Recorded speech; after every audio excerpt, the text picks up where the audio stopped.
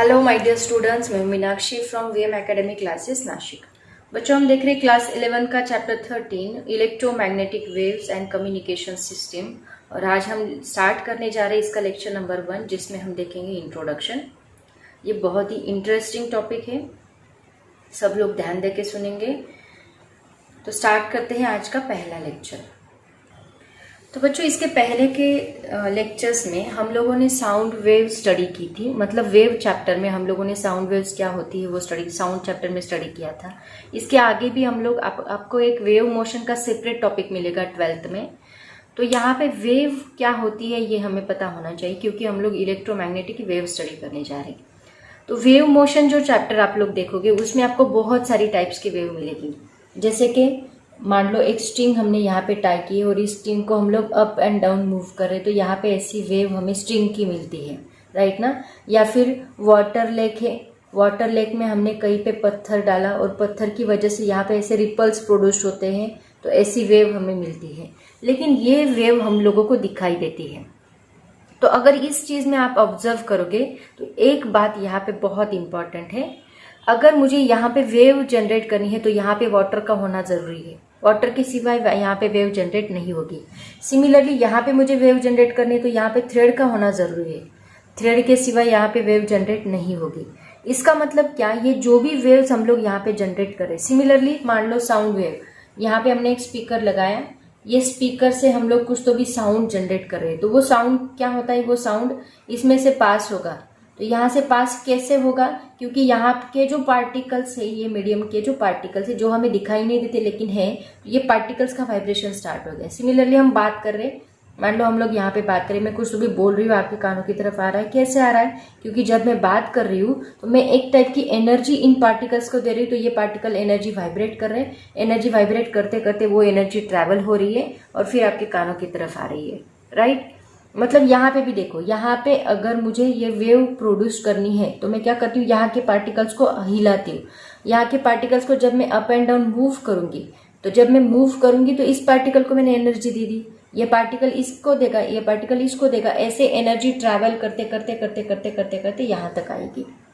Similarly water में भी अगर मैंने यहाँ पे एनर्जी प्रोवाइड की, जैसे मैं पत्थर डालती हूँ, पत्थर यहाँ के पार्टिकल्स के नजदीक के पार्टिकल्स को एनर्जी देता है, नजदीक का पार्टिकल उसके नजदीक के पार्टिकल को देता है। ऐसे एनर्जी ट्रैवल करते करते करते करते एंड तक जाती है।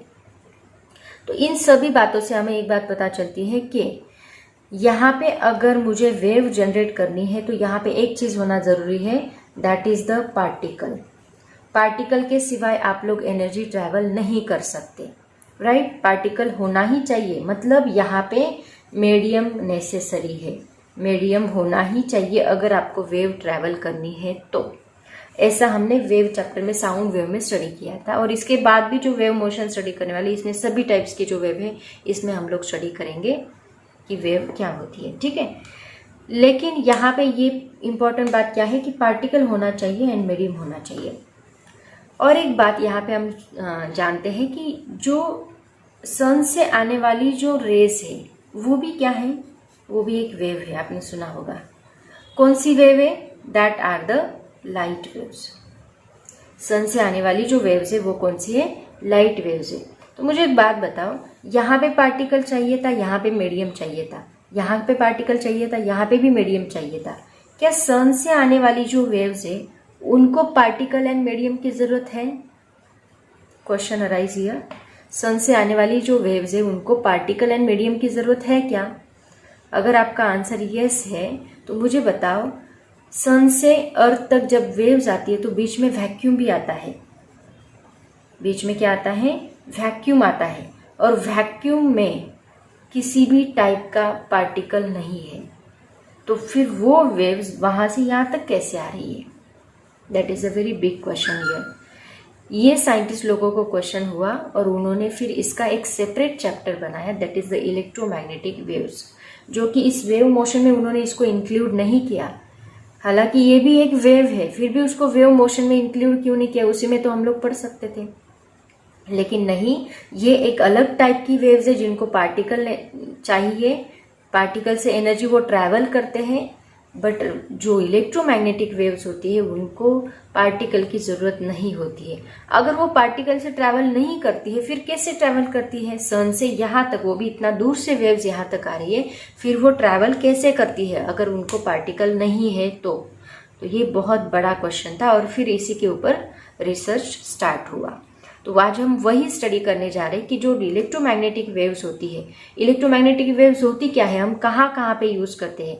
इलेक्ट्रोमैग्नेटिक वेव्स आज हम लोग हर जगह पे यूज़ करते हैं। जैसे कि हम अपना मोबाइल यूज़ करते हैं, मोबाइल किस पे चलता है? इलेक्ट्रोमैग्नेटिक वेव्स पे चलता है। हम लोग टीवी देखते हैं, टीवी किस पे चलता है? इलेक्ट्रोमैग्नेटिक वेव्स पे चलता है। हम लोग रेडियो सुनते हैं, रेडियो वेव्स पे इलेक्ट्रोमैग्नेटिक वेव से, राइट। जैसे कि हमें धूप मिलती है सन से, सन टू अर्थ आने वाले जितने भी रेज हैं वो सभी क्या है? इलेक्ट्रोमैग्नेटिक वेव्स है। सन टू अर्थ कौन से रेज आते हैं? अल्ट्रावायलेट रेज आते हैं, एक्स रेज आते हैं, गामा रेज आते हैं, बहुत सारे वेव्स आते हैं, वो सभी क्या है? इलेक्ट्रोमैग्नेटिक रेज है। और तो और जो हॉस्पिटल में हम लोग एक्सरे निकालते हैं, वो एक्सरे क्या है? वो भी क्या है? इलेक्ट्रोमैग्नेटिक वेव्स है। हम लोग जो माइक्रोवेव यूज करते हैं वो क्या है? इलेक्ट्रोमैग्नेटिक वेव्स है। इंफ्रारेड, राइट ना। सो ऐसी बहुत सारी वेव्स है जो कि इलेक्ट्रोमैग्नेटिक वेव के ऊपर, जो हमें दिखाई नहीं देती लेकिन हमारे बहुत सारे काम उसी की वजह से हो रहे हैं। तो ऐसी ही एक अलग वेव को आज हम लोग स्टडी करने जा रहे हैं, that is the electromagnetic waves. आया समझ में? तो पहले जानते हैं वेव के बारे में। इंट्रोडक्शन बताऊंगी मैं आज पूरा, ज़्यादा इसको डिटेल में आज हम स्टडी नहीं करेंगे, आज बस इंट्रोडक्शन होगा। तो जो आपकी बुक में दिया है उसको भी मैं पढ़ाती हूँ। इसी से रिलेटेड कुछ लॉज है जिनकी वजह से ये इलेक्ट्रोमैग्नेटिक वेव्स है कि ये आपको पता चलेगा, तो उसी को आज हम लोग स्टडी करेंगे। उससे रिलेटेड कुछ लॉज हम लोग देख लेते हैं, उसके बाद इलेक्ट्रोमैग्नेटिक वेव्स का एक मेन टॉपिक हम लोग स्टार्ट करेंगे, ठीक है। तो बच्चों, वेव की डेफिनेशन देखो क्या होती है। Wave is an oscillatory disturbance which travel through a medium without change in its form. एक ऐसा डिस्टर्बेंस, उसी को हम लोग ऑसिलेटरी डिस्टर्बेंस करते हैं, जो अप एंड डाउन ऐसे मूव होता है, जैसे कि मैंने आपको ड्रॉ करके बताया। तो इसको हम ऑसिलेटरी डिस्टर्बेंस, पहले इतना इतना इतना, फिर बढ़ता जाएगा, फिर कम होते होते वापस जीरो पे आएगा, फिर अपोजिट साइड में बढ़ता जाएगा, कम होते होते वापस जीरो पे आएगा। तो इसको हम बोलते हैं ऑसिलेटरी डिस्टर्बेंस, ऑसिलेशन के जैसा डिस्टर्बेंस, जो कि एक मीडियम में से ट्रैवल करता है विदाउट, ये उसका फॉर्म चेंज नहीं करेगा, इसी फॉर्म से वो मीडियम में ट्रैवल करेगा। इसको कहा जाता है वेव। तो इस वेव के दो टाइप्स हमने ऑलरेडी स्टडी किए हैं साउंड चैप्टर में, वापस बताते हैं। इसको दो टाइप्स में डिवाइड किया है। पहला टाइप है transverse wave, transverse wave, and दूसरा टाइप है लॉन्जिट्यूडिनल वेव, लॉन्जिट्यूडिनल वेव। तो ट्रांसवर्स वेव का मतलब क्या होता है? देखो, ट्रांसवर्स मतलब परपेंडिकुलर एंड लॉन्जिट्यूडिनल मतलब पैरेलल। तो यहाँ पे हम लोग एग्जैक्टली हमने देखा कि मैंने क्या बोला आपको कि एक थ्रेड लिया और थ्रेड को अप एंड डाउन मूव किया, मतलब ये क्या हो रहा है? Vibration of the particles, right. और फिर वेव यहाँ से ऐसे ट्रैवल कर रही है। So this is the propagation of wave. इसको हम प्रोपोगेशन ऑफ वेव, वेव का ट्रैवल करना, और ये वाइब्रेशन ऑफ द पार्टिकल है, ठीक है। तो अगर ट्रांसवर्स वेव आप देखोगे तो यहाँ पे पार्टिकल ऐसे वाइब्रेट होता है, वेव ऐसे ट्रैवल होती है। ये डायरेक्शन ऑफ द वेव, ये डायरेक्शन ऑफ द पार्टिकल। अगर इन दोनों को आप देखोगे तो ये दोनों एक दूसरे को परपेंडिकुलर है, राइट ना। सो जो ऐसी वेव होती है जिसमें vibration of particle, vibration of particle is perpendicular to the direction of propagation है। एक ऐसी वेव जिसमें वाइब्रेशन ऑफ पार्टिकल क्या है? परपेंडिकुलर है to the direction of propagation. Propagation का मतलब क्या होता है? वेव ट्रैवल करना, उसको हम प्रोपोगेट होना बोलते हैं। तो जो ऐसे वेव होती है जिसका वाइब्रेशन और डायरेक्शन ये दोनों एक दूसरे को परपेंडिकुलर है, ऐसी वेव को हम लोग बोलते हैं ट्रांसवर्स वेव्स, ओके। तो ऐसी बहुत सारी वेव्स है जो ट्रांसवर्स है, जैसे कि वाटर वेव्स ट्रांसवर्स वेव्स है, राइट। इलेक्ट्रोमैग्नेटिक वेव भी एक ट्रांसवर्स वेव ही है, वो भी इसी टाइप में आती है, उसका भी परपेंडिकुलर ही वाइब्रेशन होता है, डायरेक्शन। लेकिन क्या वाइब्रेट हो रहा है वो मैं आपको बाद में बताऊंगी, ठीक है। वहां पे पार्टिकल वाइब्रेट नहीं हो रहा है, क्योंकि वैक्यूम में कहाँ पार्टिकल है? पार्टिकल नहीं वाइब्रेट हो, कुछ और ही चीजें जो वाइब्रेट हो रही है और प्रोपोगेट हो रही है और हमारी ओर आ रही है, ठीक है। तो दूसरी वेव हम देखते हैं लॉन्जिट्यूडिनल वेव। लॉन्जिट्यूडिनल वेव में क्या होता है? जैसे कि मैंने आपको साउंड वेव बताई, तो हमने यहाँ पे बात की, यहाँ से साउंड बाहर निकला, तो यहाँ के जो पार्टिकल्स है वो ऐसे वाइब्रेट होते हैं, पार्टिकल ऐसे वाइब्रेट होंगे एंड इसी डायरेक्शन में ट्रैवल होंगे। वाइब्रेशन ऐसे ट्रैवल होते होते होते होते होते होते होते होते आगे जाएगा। इसका मतलब यहाँ पे वाइब्रेशन भी ऐसे, डायरेक्शन भी ऐसे, दोनों एक दूसरे को क्या है, पैरेलल है। तो ऐसी वेव जिसमें vibration of particle is parallel to the direction of propagation, ऐसी वेव को हम लोग क्या बोलते हैं, लॉन्जिट्यूडिनल वेव। तो ऐसे दो टाइप की वेव हमें मिलती है। Vibration of particle is parallel to the direction of wave propagation called as longitudinal wave. तो ऐसे दो टाइप में वेव को डिस्ट्रीब्यूट किया है, ठीक है। तो बच्चों ये था वेव का बेसिक। अब हम देखते हैं एक और बेसिक टॉपिक जो हम इसमें यूज करने वाले हैं, वो कौन सा, that is the electric and magnetic field. ये आपको पता होना चाहिए। ऑलरेडी आप लोगों ने इलेक्ट्रिक एंड मैग्नेटिक फील्ड क्या होती है 9-10 स्टैंडर्ड में मे भी स्टडी किया होगा, बट अभी मैं थोड़ा सा इसको रिवाइज करती हूँ। इलेक्ट्रिक फील्ड क्या होता है, देखो मान लो एक पॉजिटिव चार्ज हमने यहाँ पे रखा, तो ये पॉजिटिव चार्ज के अराउंड कुछ डिस्टेंस तक इसका इन्फ्लुएंस बना रहता है, राइट ना, अप टू कुछ डिस्टेंस। मतलब ये डिस्टेंस के अंदर कोई दूसरा चार्ज आता है, मान लो मैंने नेगेटिव चार्ज इस डिस्टेंस के अंदर लाया, तो ये उसको अट्रैक्ट करेगा, यहाँ तक भी लाया तो भी अट्रैक्ट कर लेगा। ज़रूरी नहीं कि उसको मैं नज़दीकी लेके जाऊँ, बट इतने डिस्टेंस तक भी मैं ये चार्ज लेके आई तो ये क्या करेगा, इसको अट्रैक्ट करेगा। या फिर कोई दूसरा प्लस क्यू चार्ज में लेके आई तो ये उसको रिपेल करेगा। मतलब इसके अराउंड कुछ स्पेस तक, कुछ डिस्टेंस तक एक ऐसा उसका इन्फ्लुएंस, एक ऐसा उसमें फोर्स बना रहता है, और उसी को हम लोग बोलते हैं फील्ड। किसकी फील्ड, इलेक्ट्रिक फील्ड। ये किसकी वजह से हो रही है, due to this positive charge.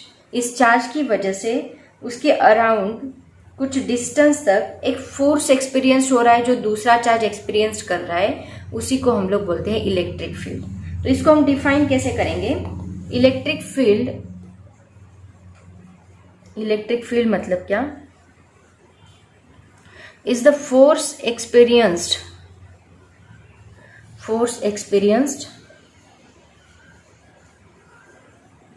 Bye a test charge. अब इसको हम टेस्ट चार्ज कहेंगे, ये या इनको हम क्या कहेंगे, टेस्ट चार्ज कहेंगे। Test charge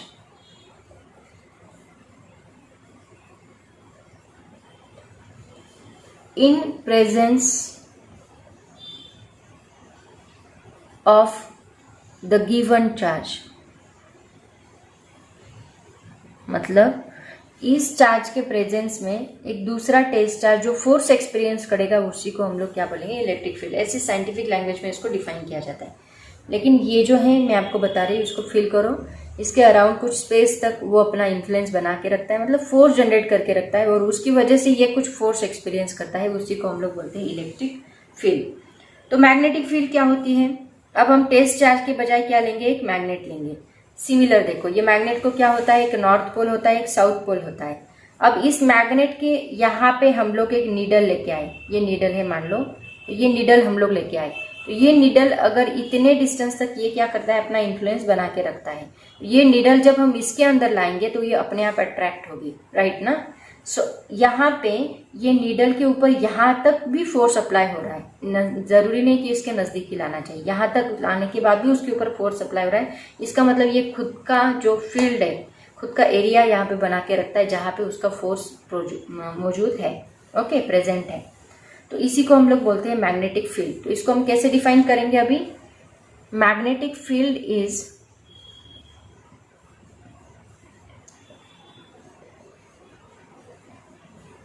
is produced around a magnet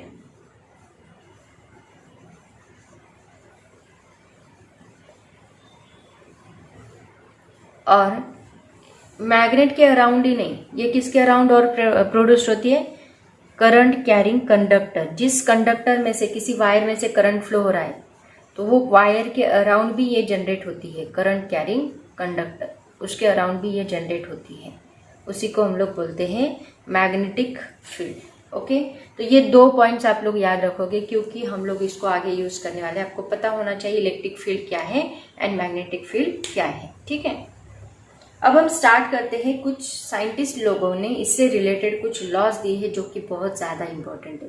तो वो दोनों लॉज के बारे में हम लोग दोनों बहुत सारे लॉज हम लोग यहाँ पे स्टडी करने वाले हैं। इलेक्ट्रिक फील्ड से रिलेटेड जो हमने सेपरेट टॉपिक में स्टडी किए थे, इलेक्ट्रोस्टैटिक में इलेक्ट्रिक से रिलेटेड लॉज स्टडी किए थे, और मैग्नेटिक फील्ड से रिलेटेड मैग्नेटिज्म में स्टडी किए थे। एक्चुअली ये मैग्नेटिज्म में नहीं, आपको 12th में है वो, उसको डिटेल में हम लोग स्टडी करेंगे मैग्नेटिक फील्ड के लॉज। ठीक है, अभी बस उनको थोड़ा ओवरलुक हम लोग करेंगे, 12th में मैं आपको डिटेल में पढ़ाऊंगी वो लॉज। तो स्टार्ट करते हैं डिफरेंट लॉज। बच्चों अभी हम पहला लॉ स्टडी करने जा रहे हैं जो इलेक्ट्रोस्टैटिक से रिलेटेड है, गॉस लॉ। तो गॉस ने एक स्टेटमेंट दिया था जो कि बहुत ही ज़्यादा इम्पोर्टेंट था, और वो स्टेटमेंट जो है वो बड़े बड़े कैलकुलेशन से वो एक सिंगल स्टेटमेंट की वजह से बड़े बड़े कैलकुलेशन हम लोग आसानी से कर सकते थे। तो ऐसा स्टेटमेंट गॉस ने दिया था। गॉस ने इलेक्ट्रोस्टैटिक से रिलेटेड भी स्टेटमेंट दिया था और मैग्नेटिक फील्ड से रिलेटेड भी, मैग्नेटिज्म से रिलेटेड भी उसने स्टेटमेंट दिया था। तो दोनों लॉज हम लोग देखेंगे। तो गॉस के 2 लॉज है, गॉस लॉ ऑफ इलेक्ट्रोस्टैटिक भी है, गॉस लॉ ऑफ मैग्नेटिज्म भी है। तो दोनों में आपको बताने वाली हूँ। तो सबसे पहले हम देखते हैं इलेक्ट्रोस्टैटिक। तो बच्चों मान लो कोई इलेक्ट्रिक फील्ड है, मतलब इलेक्ट्रिक फील्ड आपको पता है कहाँ से कहाँ ट्रैवल करती है, पॉजिटिव से नेगेटिव की तरफ। तो ऐसी एक इलेक्ट्रिक फील्ड है। तो इस इलेक्ट्रिक फील्ड में एक एरिया हम लोग, पर्टिकुलर एरिया हम लोग कंसीडर करेंगे। तो इस इलेक्ट्रिक फील्ड में इस पर्टिकुलर एरिया में से, इसको कहा जाता है इलेक्ट्रिक लाइंस ऑफ फोर्स। तो इस पर्टिकुलर एरिया में से कितनी लाइंस पास हो रही है उसको हम बोलते हैं फ्लक्स।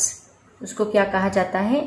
फ्लक्स कहा जाता है, इलेक्ट्रिक फ्लक्स कहा जाता है। आया समझ में? तो ये इलेक्ट्रिक फ्लक्स यहाँ पे 2 चीज़ों पे डिपेंड करता है। पहली चीज़ ई बार एंड दूसरी चीज़ ds बार। ds बार क्या है? यहाँ पे एरिया वेक्टर है, मतलब ये एरिया के ऊपर डिपेंड करेगा। अगर मैं एरिया बढ़ा दूँ तो ये लाइंस बढ़ जाएगी। देखो, अगर एरिया बढ़ा दूँ तो लाइंस बढ़ जाएगी, तो फ्लक्स भी बढ़ेगा। फ्लक्स बढ़ेगा मतलब कितनी लाइंस ऑफ फोर्स यहाँ से पास हो रही है उसको हम फ्लक्स बोलते हैं। और अगर हम इलेक्ट्रिक फील्ड बढ़ा दे, एरिया उतना ही रखें, इलेक्ट्रिक फील्ड बढ़ा दे, तो यहाँ लाइंस बढ़ गई। लाइंस बढ़ गई इसका मतलब इलेक्ट्रिक फ्लक्स भी बढ़ गया। तो यहाँ पे इलेक्ट्रिक फ्लक्स 2 चीज़ों पे डिपेंड करता है। एक तो वो इलेक्ट्रिक फील्ड अगर हम इंक्रीज कर दे तो फ्लक्स भी इंक्रीज होगा। Number of lines of passing through a particular area that is called as electric flux. ये बात याद रखो, number of lines of force passing through a particular area. Electrostatic में मैंने बताया था।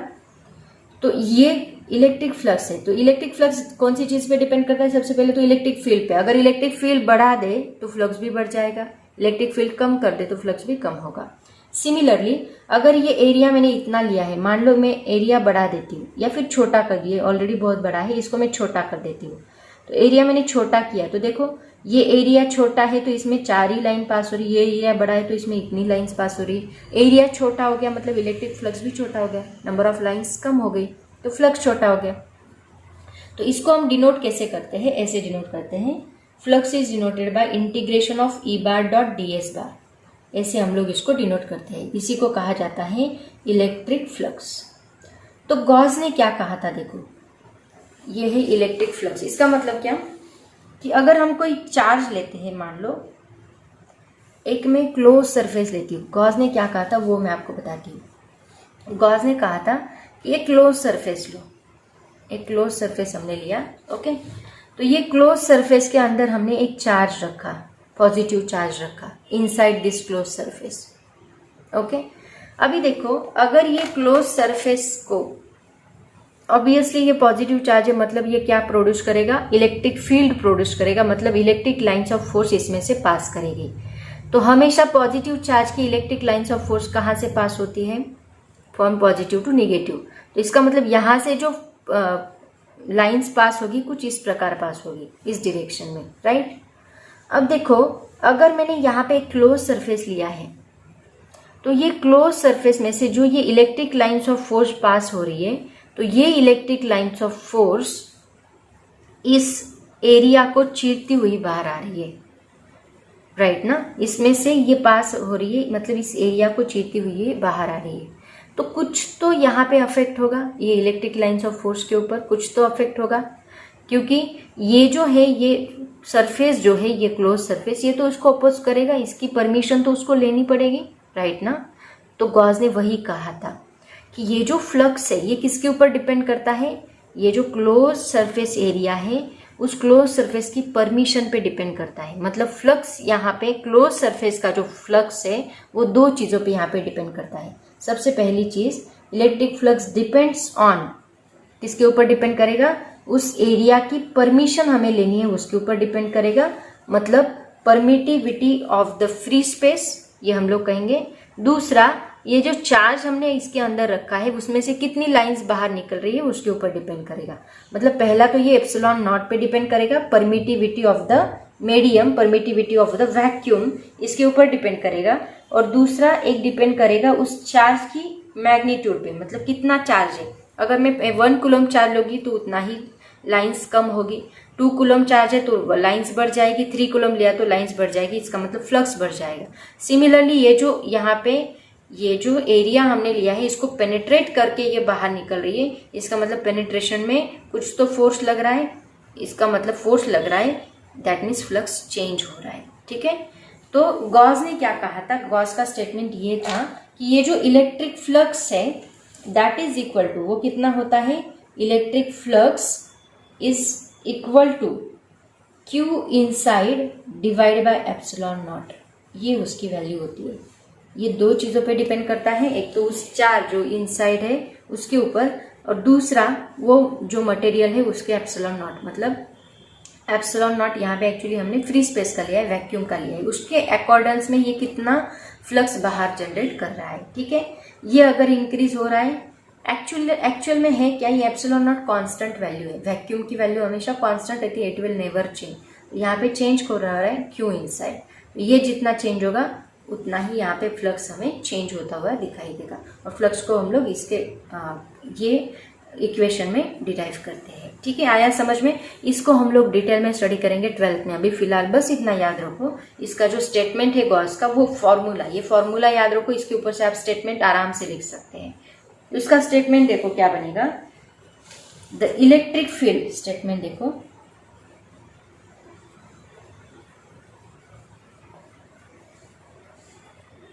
इलेक्ट्रिक फ्लक्स, ये क्या है, electric flux through any closed surface, any closed surface S is equal to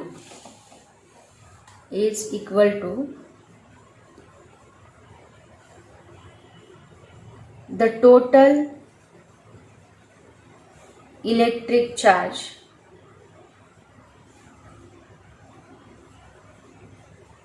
Q inside enclosed by the surface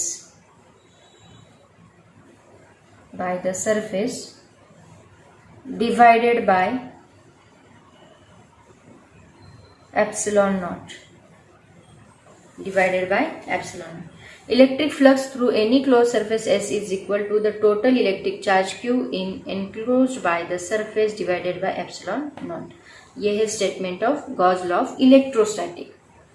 ये formula याद रखो, electric flux Q inside the charge divided by epsilon naught. This one is the statement of the Gauss law of electrostatics. बस इतना formula और ये statement learn कर लिया, फॉर्मूले के ऊपर से ही आपको स्टेटमेंट लिखना है।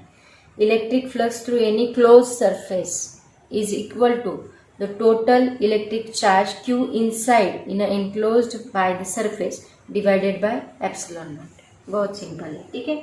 अब देखते हैं गॉस का मैग्नेटिज्म के बारे में क्या थिंकिंग था। तो बच्चों गॉस ने मैग्नेटिज्म में क्या कहा था, देखो इसमें भी बहुत बड़ा रोल है मैग्नेटिज्म के बारे में। गॉस ने कहा था कि जैसे यहाँ पे हम सिंगल चार्ज रखते हैं और सिंगल चार्ज से भी यहाँ पे क्या जनरेट हो रही है, इलेक्ट्रिक फील्ड जनरेट हो रही है सिंगल चार्ज से भी, वैसे सिंगल पोल, मतलब यहाँ पे 2 पोल होते हैं मैग्नेट को, एक होता है नॉर्थ पोल, दूसरा होता है साउथ पोल। तो सिंगल पोल कभी भी मैग्नेटिक फील्ड जनरेट नहीं कर सकता, क्योंकि मोनोपोल एग्जिस्ट ही नहीं है। मोनो का मतलब सिंगल, मोनोपोल एग्जिस्ट ही नहीं है। जैसे ही हम मैग्नेट की बात करेंगे, मैग्नेट के साथ दो ही पोल आएंगे। मैग्नेट हमेशा क्या होता है, डाईपोल होता है। डाई का मतलब दो। मोनोपोल मैग्नेट एग्जिस्ट ही नहीं करता। इसका मतलब मोनोपोल मैग्नेट एग्जिस्ट नहीं करता। तो यहाँ पे देखो, ये जो इलेक्ट्रिक लाइन, अगर मैं एक सिंगल लाइन के बारे में सोचूं तो ये इलेक्ट्रिक लाइन को स्टार्ट है ना, एक स्टार्टिंग पॉइंट है, और ये एंड कहाँ तक जाती है पता नहीं। मतलब इसको एंड भी होगा ही, जरूर होगा। जहाँ पे ये मैग्नेटिक फील्ड एंड होगी, इलेक्ट्रिक फील्ड एंड होगी, वहां पे उस लाइन का भी एंड होगा। तो इस लाइन को एंड है। लेकिन अगर आप यहाँ पे देखोगे, मोनोपोल एग्जिस्ट ही नहीं करता, मतलब ये सिंगल पोल में से कभी भी मैग्नेटिक लाइन जनरेट नहीं होगी। लेकिन डाईपोल है, तो ये लाइन कहाँ से जा रही है, ये लाइन नॉर्थ पोल से निकलती है एंड ये लाइन साउथ पोल की तरफ जाती है। वापस साउथ से वो कहाँ आती है, नॉर्थ की तरफ आती है। सिमिलरली इधर से भी नॉर्थ से निकलेगी, साउथ की तरफ जाएगी, और साउथ से वापस कहाँ आएगी, नॉर्थ की तरफ आएगी।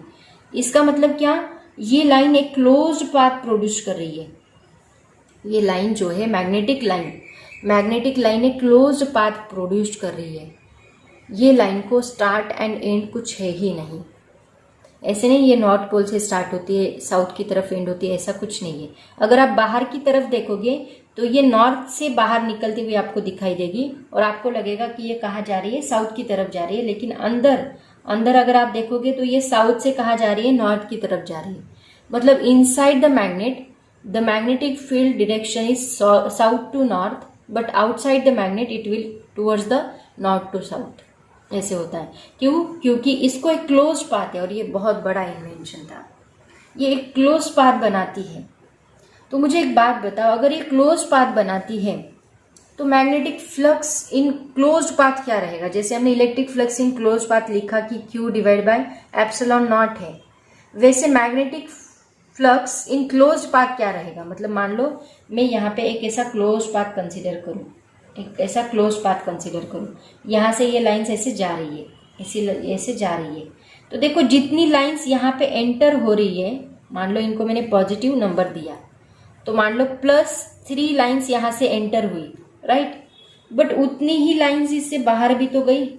इसका मतलब -3 इधर हो गया। इसका मतलब इसका मैं नेट मैग्नेटिक फ्लक्स निकालूं तो क्या आएगा? नेट मैग्नेटिक फ्लक्स मुझे क्या मिलेगा? जितनी लाइन एंटर हुई +3 टोटल, और जितनी लाइन बाहर निकली -3, दैट इज इक्वल टू 0। तो यहाँ पे मुझे क्लोज्ड पाथ में नेट मैग्नेटिक फ्लक्स क्या मिल रहा है? दैट इज इक्वल टू 0, क्योंकि जितनी लाइन अंदर जा रही है उतनी ही उधर से बाहर भी निकल रही है। समझ में आया? तो मैग्नेटिक फील्ड हमेशा दो पोल के साथ आती है, ये बहुत इंपॉर्टेंट। मान लो मुझे इस जगह पे मैग्नेटिक फील्ड, यहाँ पे मैं एक स्पेस लेती हूँ, यहाँ पे मुझे मैग्नेटिक फील्ड प्रोड्यूस करनी है। ये मैग्नेटिक फील्ड कैसे प्रोड्यूस होगी? मुझे इस डायरेक्शन में एक नॉर्थ पोल रखना होगा, इस डायरेक्शन में एक साउथ पोल रखना होगा, तभी यहाँ पे मैग्नेटिक फील्ड प्रोड्यूस होगी। अगर मैंने बस नॉर्थ पोल रखा तो मुझे मैग्नेटिक फील्ड मिलेगी ही नहीं। मुझे यहाँ पे एक नॉर्थ पोल रखना है, यहाँ पे एक साउथ पोल रखना है। वो फील्ड कैसे आएगी फिर? ऐसे, north to south, outside the magnet, north to south. और अगर मैं यहाँ पे एक क्लोज पाथ बना लूँ और मैं बोलूँ मुझे यहाँ की मैग्नेटिक फील्ड फ्लक्स कितनी है वो निकालनी है, तो वो जितनी अंदर जा रही है उतनी बाहर भी निकल रही है। इसका मतलब यहाँ पे प्लस, यहाँ पे माइनस हो गया 0। इसका मतलब magnetic flux in a closed path always equal to 0। Magnetic flux को हम ऐसे डिनोट करते हैं, close path B bar dot ds bar is always equal to 0। और ये बहुत ही बड़ा इन्वेंशन था गॉस का। यही स्टेटमेंट है गॉस लॉ ऑफ मैग्नेटिज्म का। जैसे गॉस लॉ ऑफ इलेक्ट्रोस्टैटिक क्या है? Q divide by epsilon naught है। जैसे गॉस लॉ ऑफ मैग्नेटिज्म क्या है? B bar dot ds bar. इसको कहा जाता है magnetic flux through a closed surface is always equal to 0। That is the Gauss law of magnetism. ये statement है उसका। आया समझ में? क्यों? क्योंकि मोनोपोल कभी एग्जिस्ट ही नहीं करता, हमेशा डाइपोल होता है, और मैग्नेटिक लाइंस ऑफ फोर्स हमेशा क्लोज होती है, वो कभी भी ओपन नहीं होती, उनको स्टार्ट एंड एंड होता ही नहीं, वो हमेशा क्या होती है? क्लोज होती है। ठीक है, तो ये है गॉस लॉ ऑफ मैग्नेटिज्म। तो इसका स्टेटमेंट देखो क्या आएगा, हम लिखेंगे magnetic flux through A closed surface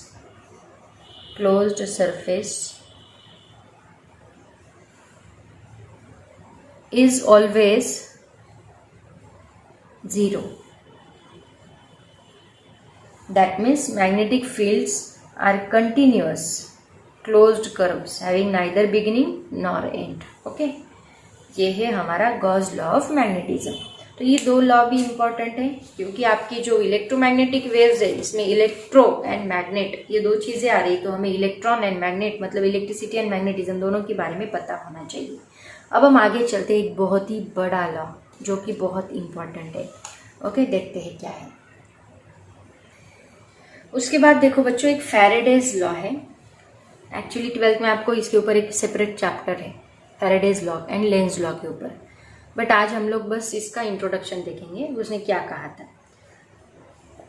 तो फैराडे ने एक एक्सपेरिमेंट परफॉर्म किया था।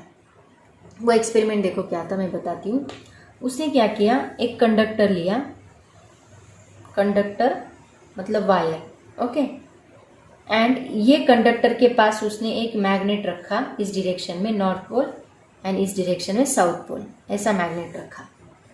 और उसने क्या किया, ये मैग्नेट को ऐसे नेसेसरी नहीं इस डायरेक्शन में ही रखना चाहिए, हम लोग एक ही डायरेक्शन में रख सकते हैं, नॉर्थ एंड साउथ पोल, क्योंकि मैग्नेटिक फील्ड तो जनरेट होने ही वाली है। यहाँ पे north pole and south pole ऐसा एक मैग्नेट रखा, ठीक है। और उसने क्या किया, पहले वो मैग्नेट को नज़दीक लेके आया एंड देन मैग्नेट को दूर लेके गया। मतलब मान लो ये एक मैग्नेट है यहाँ पे, तो पहले इसको ऐसे नज़दीक लाया फिर दूर लेके गया, नज़दीक लाया फिर दूर लेके गया, नज़दीक लाया फिर दूर लेके गया। तो मुझे बताओ, जब ये मैग्नेट को नज़दीक लाएगा तो मैग्नेटिक फ्लक्स जो है उसको हम फाई से डिनोट करते हैं। मैग्नेटिक फ्लक्स को हमेशा फाई से डिनोट किया जाता है। जब हम इसको नज़दीक लाएंगे तो फ्लक्स क्या होगा, इंक्रीज होगा, मतलब magnetic lines of force increase होगी। जब हम उसको दूर लेके जाएंगे तो फ्लक्स क्या होगा, डिक्रीज होगा, मतलब मैग्नेटिक लाइन्स भी डिक्रीज होगी। तो फैराडे ने ये किया, तो उसको ऐसे ऑब्जर्व हुआ, उसने क्या किया, इसको एक सर्किट बना दिया, मतलब ये कंडक्टर में से एक वायर निकाली और वायर को एक एमीटर लगा दिया। क्या लगा दिया, एमीटर लगा दिया। और उसने ऑब्जर्व किया कि जब वो उसको ऐसे ही रखता इस मैग्नेट को तो कुछ प्रॉब्लम नहीं था, लेकिन जैसे ही ये उसको मूव करता, वेरिएबल करता उस मैग्नेट को, तो ये जो यहाँ पे एमीटर था वो पहले 0 पे था, जैसे ही उसने मैग्नेट को मूव किया तो ये एमीटर ऐसे डिफ्लेक्ट हुआ। मतलब एमीटर डिफ्लेक्ट हुआ, इसका मतलब क्या हुआ कि ये सर्किट में से कुछ तो भी करंट फ्लो हुआ। क्यों, किसकी वजह से, इस मैग्नेट की वजह से।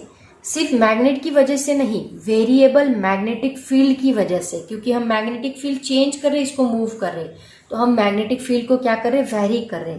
तो चेंज इन मैग्नेटिक फील्ड की वजह से यहाँ पे करंट फ्लो हुआ। तो ये करंट फ्लो कैसे हुआ, ये करंट फ्लो किसकी वजह से हुआ, क्योंकि ये चेंज इन मैग्नेटिक फील्ड ने क्या किया, यहाँ पे एक चेंज इन इलेक्ट्रिक फील्ड बनाई, और उस चेंज इन इलेक्ट्रिक फील्ड की वजह से यहाँ पे जो इलेक्ट्रॉन्स थे इस वायर में, वो इलेक्ट्रॉन्स को एक मोशन मिली, और उसी मोशन को हम लोग बोलते हैं करंट फ्लो।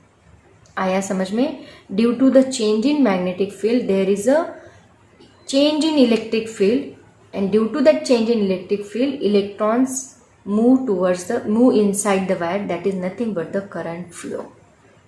तो फैराडे का स्टेटमेंट क्या था कि चेंज इन मैग्नेटिक फील्ड की वजह से यहाँ पे क्या प्रोड्यूस होता है, चेंज इन मैग्नेटिक फील्ड की वजह से यहाँ पे ईएमएफ प्रोड्यूस होता है, इसी को हम लोग बोलते हैं इंड्यूस्ड ईएमएफ। क्या कहा जाता है इसको, इंड्यूस्ड ईएमएफ, मतलब करंट फ्लो होता है, इसकी वजह से यहाँ पे इलेक्ट्रिक फील्ड इंड्यूस्ड होती है due to this magnetic field. तो इसको हम लोग बहुत डिटेल में स्टडी करेंगे।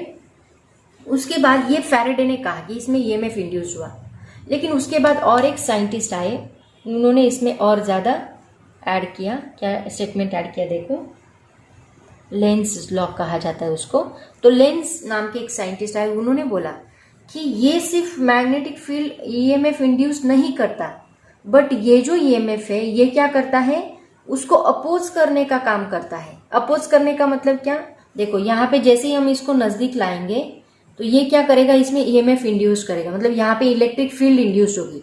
अब ये नजदीक आ रहा है, ये नजदीक आ रहा है तो क्या होगा, ये इंक्रीज हो रहा है, मैग्नेटिक फील्ड इंक्रीज हो रहा है, लेकिन ईएमएफ क्या बोलेगा, मैं इसको इंक्रीज नहीं होने दूंगा। अगर मैग्नेटिक फील्ड इंक्रीज होती है तो इलेक्ट्रिक फील्ड उसको क्या करती है, डिक्रीज करने की कोशिश करती है। ओके, और अगर ये मैग्नेटिक फील्ड हम डिक्रीज कर रहे हैं, मतलब दूर जा रहे हैं, तो ये ईएमएफ क्या करेगा, उसको अपोज करेगा, उसको इंक्रीज करने की कोशिश करेगा। आया समझ में? मतलब ये सिर्फ यहाँ पे ईएमएफ इंड्यूस नहीं करता, लेकिन ये उसको अपोज करने का भी काम करता है। इसीलिए यहाँ पे जो लॉ बना और उससे जो डेरिवेशन मिला, वो डेरिवेशन देखो क्या था, इसको कहा जाता है integration of E bar dot D L bar. इसका मतलब ईएमएफ इंड्यूस, जिसको कहा जाता है EMF induce, is equal to, किसकी वजह से ईएमएफ इंड्यूस हो रहा है, due to the change in magnetic flux. मैंने आपको बोला ना, इसको फ्लक्स बोला है, due to the change in magnetic flux with respect to time. मतलब यहाँ पे हमें ईएमएफ मिल रहा है, इसको कहा जाता है ईएमएफ, इंड्यूस्ड ईएमएफ। तो यहाँ पे ईएमएफ को हम ऐसे डिनोट करते हैं, E bar dot D L bar is equal to D phi by D T. और ये चेंज कैसा है, ये चेंज है अपोजिंग चेंज। मतलब ये अगर इंक्रीज होना चाहे तो ईएमएफ उसको डिक्रीज करने की कोशिश करेगा, और ये अगर डिक्रीज होना चाहे तो ईएमएफ उसको इंक्रीज करने की कोशिश करेगा, ऐसे लेंज ने कहा। और इसको कहा जाता है minus d phi by D t. तो ये है Faraday's law with Lenz law कहा जाता है। इसको माइनस लगा दे, पहले माइनस नहीं तो ये बस फैराडे लॉ बन गया। जैसे हम इसको माइनस लगा देंगे तो फैराडे के साथ लेंज लॉ बन गया। ओके, फैराडेज लेंज लॉ कहा जाता है उसको। तो इसका स्टेटमेंट क्या था देखो, कि टाइम वैरिंग जो मैग्नेटिक फील्ड है वो क्या करती है, इलेक्ट्रोमोटिव फोर्स इंड्यूस करने का काम करती है। That means electric field induce करने का काम करती है। और ये जो इंड्यूस ईएमएफ है उसकी डायरेक्शन है, it's always such that it oppose the change. ये हमेशा क्या करेगी, चेंज को अपोज करने का काम करेगी। ये Faraday's law and Lenz law है। तो इसको एक स्टेटमेंट के फॉर्म में हम लोग लिखते हैं। मैं बताती हूँ क्या है इसका स्टेटमेंट। तो देखो बच्चों, फैराडेज लॉ का स्टेटमेंट क्या है, time varying magnetic field that means d phi by D T.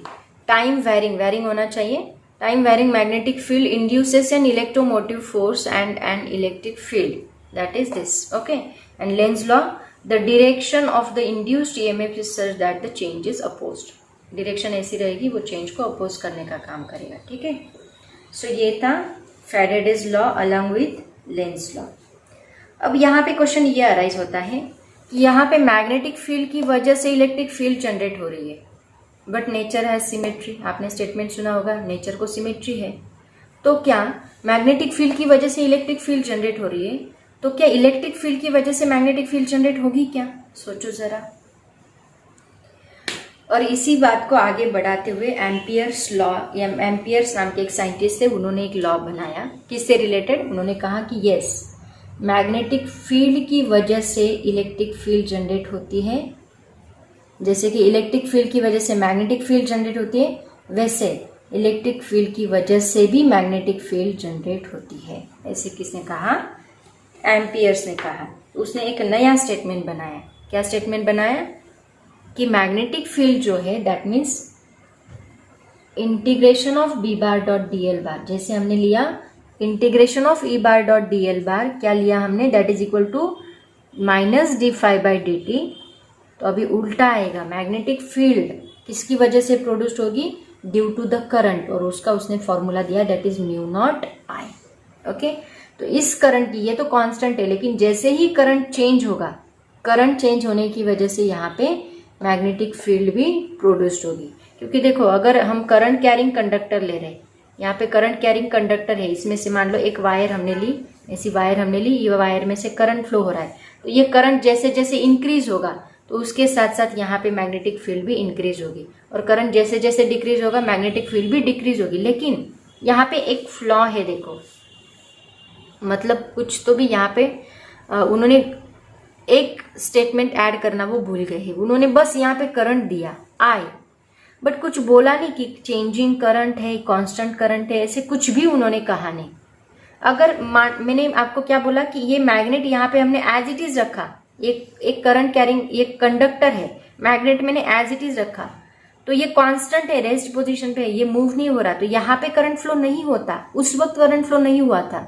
जब मैं इसको मूव करती हूँ मतलब चेंजिंग वैरिंग मैग्नेटिक फील्ड, मैंने क्या बोला, वैरिंग होना चाहिए, वैरिंग मैग्नेटिक फील्ड है तभी इसमें से करंट फ्लो हो रहा है। बट इन्होंने तो ऐसे कुछ भी नहीं कहा, उन्होंने ये स्टेटमेंट दिया था d phi by D t, d by D t का मतलब है वैरिंग, तो ये वैरिंग मैग्नेटिक फील्ड है तभी वहां पे ईएमएफ इंड्यूस्ड हुआ। तो ऐसा उन्होंने कुछ नहीं कहा, बस आई लिख दिया। तो आई की वजह से कांस्टेंट करंट है, वेरिएबल करंट है, ये उन्होंने कुछ नहीं बताया। तो ये किसने बताया फिर आगे फिर और एक साइंटिस्ट आए जिनका नाम था मैक्सवेल। तो आगे मैक्सवेल ने फिर इसको करेक्ट किया, उसने कहा कि सिर्फ इसकी वजह से मैग्नेटिक फील्ड प्रोड्यूस नहीं हो रही है, तो ये करंट जो है वो वेरिएबल है, टाइम के साथ साथ वैरी हो रहा है, उसी को नाम दिया डिस्प्लेसमेंट करंट। क्या कहा? डिस्प्लेसमेंट करंट कहा।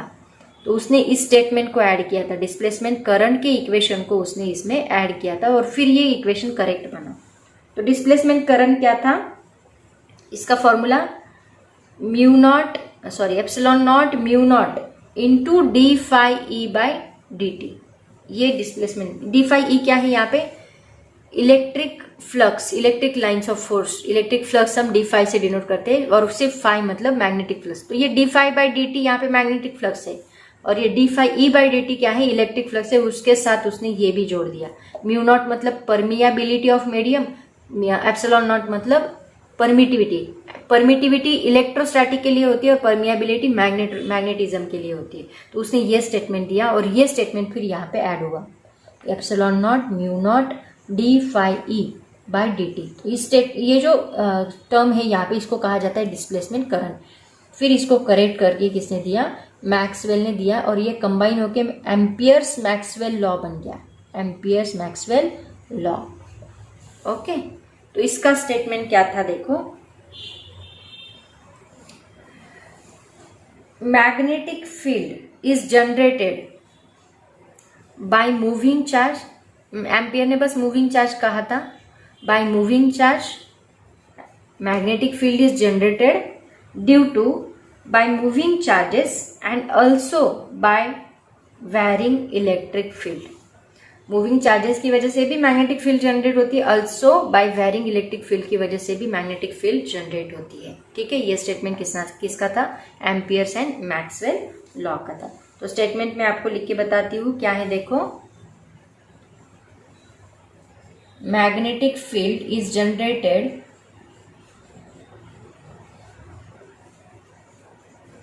मतलब ये दोनों चीजें देखो एक दूसरे से कितना रिलेट करती है, मैग्नेटिक एंड इलेक्ट्रिक दोनों बहुत रिलेट करती है एक दूसरे से। इलेक्ट्रिक फील्ड की वजह से मैग्नेटिक फील्ड है, मैग्नेटिक फील्ड की वजह से इलेक्ट्रिक फील्ड है और दोनों को मिला के इलेक्ट्रोमैग्नेटिक बना है, जनरेटेड। और यही आज के लेक्चर का सस्पेंस है, बाय मूविंग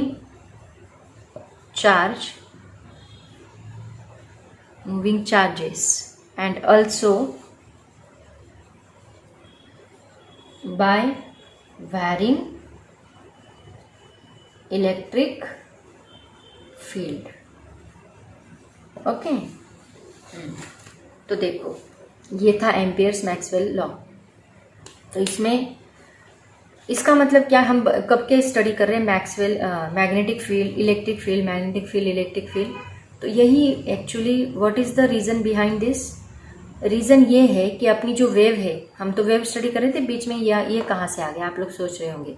क्योंकि हमारी जो वेव है, जैसे मैंने आपको बताया कि वो पार्टिकल वाइब्रेट नहीं कर रही है, फिर कौन सी चीज़ वाइब्रेट कर रही है? तो हमारी जो वेव है आज की, कौन सी? इलेक्ट्रोमैग्नेटिक वेव्स, वो किसको वाइब्रेट कर रही है? वो मैग्नेटिक फील्ड को एंड इलेक्ट्रिक फील्ड को वाइब्रेट कर रही है। तो कैसे वाइब्रेट कर रही है ये हम लोग नेक्स्ट लेक्चर में देखेंगे। तो आज हमने इसका सब इंट्रोडक्शन पार्ट जो है वो मैंने ख़त्म किया है, बट एक्चुअल में अभी इलेक्ट्रोमैग्नेटिक वेव्स होती क्या है, वो कैसे वाइब्रेट होते हुए जाती है, ये हम लोग किस में देखेंगे? लेक्चर नंबर 2 में। ठीक है, तो बच्चों आज हम यहीं पे रुकते हैं। सभी लॉस का स्टेटमेंट ठीक से लर्न करो, सभी इक्वेशंस पढ़ो, सबको डिटेल में स्टडी करो और डिटेल में हम लोग इसको 12th में स्टडी करेंगे। इससे रिलेटेड सेपरेट चैप्टर है आपको 12th में, बहुत डिटेल में है और बहुत इंटरेस्टिंग चैप्टर्स हैं। तो आज के लिए इतना काफ़ी है। ऑल द वेरी बेस्ट, पढ़ाई करते रहो। Thank you so much and bye bye.